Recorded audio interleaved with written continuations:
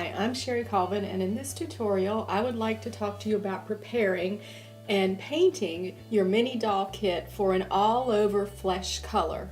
The great thing about casting in resin is it can capture an enormous amount of detail. During the casting process, a seam line is created where the piece is taken out of the mold. It's preferable to remove these seam lines to give the finished doll a smoother appearance. The tools you'll need to do this are some type of exacto blade or an emery board or fingernail file. Resin is really easy to sand, so take your file and gently work on any seam line that you want to smooth out. Or take your exacto blade and simply scrape down the seam line until it's flush. Do this to all the parts, including the arms, the legs, the torso, and the hip section. Once the resin pieces are nice and smooth, you'll need to clean them. You'll need dishwashing liquid, clean water, and a toothbrush. Dip the toothbrush in the dishwashing liquid and water, and then thoroughly scrub each part until it's clean. Rinse it and dry it. Now you're ready to put an all-over flesh color primer on your parts. Choose a flesh colored craft acrylic paint. You'll need more clean water and a paintbrush about this size. Start by mixing a very small amount of pigment in with the water.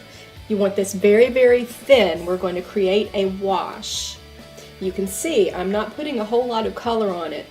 You're not going to cover the whole face with this wash. Allow this paint to dry before going on to the next thin wash.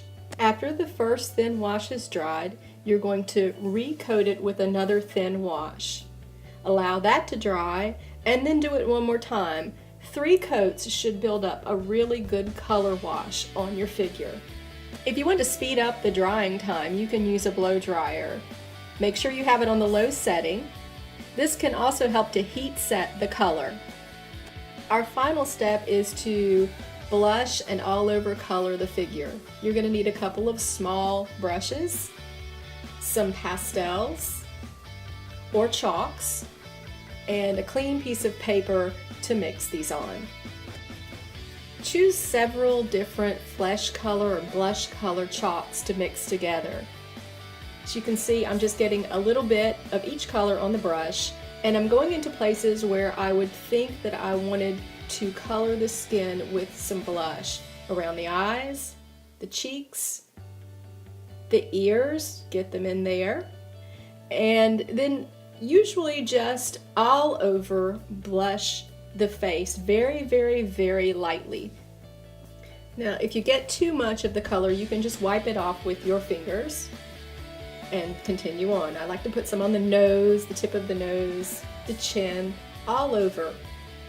Another good tip is not to limit this to reds and pinks.